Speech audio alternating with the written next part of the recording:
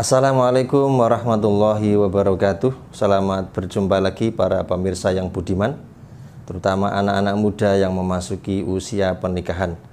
Pada kesempatan ini saya akan menyampaikan beberapa persoalan yang sering terjadi ketika dua insan, anak laki-laki dan perempuan, datang ke KUA untuk mendaftarkan nikah. Barangkali ini terjadi pada diri kalian. Oleh karena itu silakan disimak dengan baik. Dan jangan lupa klik like, subscribe, dan tombol loncengnya ditekan untuk notifikasi video-video berikutnya. Terima kasih, silakan disimak. Beberapa persoalan yang biasa terjadi saat dua orang laki-laki dan perempuan mendaftar nikah di KUA adalah yang pertama, tanggal pendaftarannya kurang dari 10 hari. Ketika seseorang ingin mendaftar nikah kurang dari 10 hari, maka tidak bisa dilakukan secara online sendiri. Otomatis harus langsung ke KUA untuk didaftar. Yang kedua, harus minta surat dispensasi ke kecamatan karena kurang dari 10 hari kerja tersebut. Yang kedua, masih adanya persyaratan administratif yang belum lengkap. Maka perlu saya ingatkan, sebelum kalian mendaftarkan nikah ke KUA, meskipun sudah dilakukan secara online sendiri, persyaratan-persyaratan administratif harus lengkap, mulai dari form-form surat yang dari kelurahan itu harus semua beres. Kemudian KTP dan KK Jatin berdua, kemudian KTP wali. Apabila wali itu tidak berada di KK, maka wali juga harus ditambahkan KK-nya. Kemudian KTP 2 orang saksi. Kemudian apabila salah satu Jatin itu berasal dari luar kecamatan, maka harus ada surat rekomendasi dari KUA yang mewilayahi tempat tinggalnya. Apabila salah satu atau kedua-duanya sudah tidak berstatus jejaka dan perawan, maka harus ada bukti bahwa seseorang itu berstatus janda atau duda.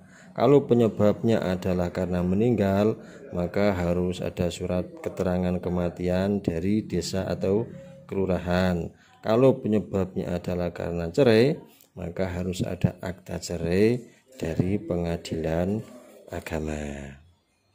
Persoalan yang ketiga adalah mengenai usia calon pengantin berdua. Calon pengantin berdua harus sudah berusia 19 tahun.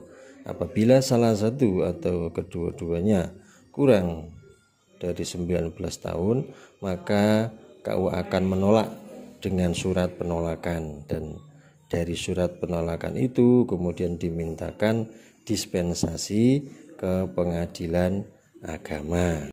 Yang nomor 4, masalah SKD, surat keterangan dokter.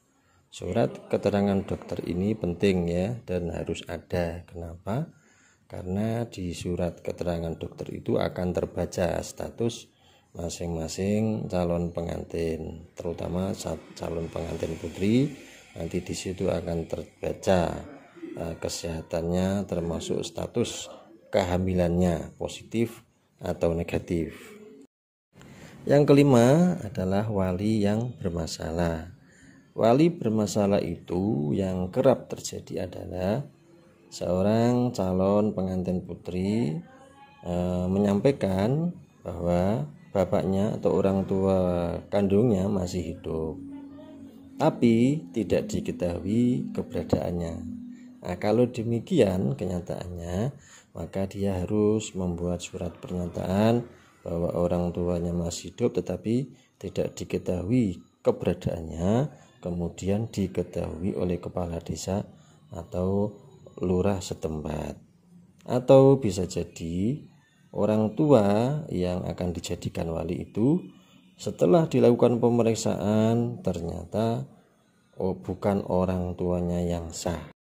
Yang jelas perlu diketahui bahwa lembaga yang bernama KUA, Kantor Urusan Agama, itu tidak main-main di dalam menjaga hukum Allah dan hukum negara. Oleh karena itu, kalian yang ingin menikah juga jangan main-main. Karena ketika kalian menikah, maka akan berubah status kalian. Yang asalnya kalian berhubungan berdua itu haram, maka setelah menikah, dinikahkan oleh petugas yang sah, kalian akan menjadi halal. Dan dari hubungan yang halal itu akan melahirkan generasi-generasi baru yang tentu saja kita semua berharap akan menjadi generasi yang soleh dan solehah. Setelah dilakukan validasi dan pemeriksaan oleh petugas KUA, maka proses berikutnya yang harus dilalui oleh Jatin ketika daftar di KUA adalah mengikuti bimbingan kursus pengantin atau bimbingan pranikah oleh penyuluh agama Islam yang ada di KUA. Yang perlu diingat oleh pasangan calon pengantin berdua adalah bahwa nikah itu bukan sekedar hubungan fisik atau transaksi belaka antara dua orang yang berbeda jenis kelaminnya. Namun nikah itu adalah sebuah ikatan yang kokoh atau mitsaqon ghalidha yang merupakan sunnah Rasul dan perintah Allah, sehingga dapat dikatakan bahwa nikah itu adalah sebuah ibadah. Maka harus diniatkan dari awal untuk menikah, harus diniatkan karena Allah atau lillahi ta'ala, agar Allah ridho, yang dalam pernikahan nantinya bisa tercapai tujuan pernikahan sebagaimana disebutkan dalam Al-Quran, wa min ayatihi an khalaqalakum min anfusikum azwajan litaskunu ilaiha wa ja'ala bainakum mawaddatan wa rahmah, al-ayah. Dan tentu saja semua berharap setelah menikah nanti diberikan keturunan yang soleh-solehah dan juga rizki yang halal dan barokah. Demikian, semoga bermanfaat. Wassalamualaikum warahmatullahi wabarakatuh.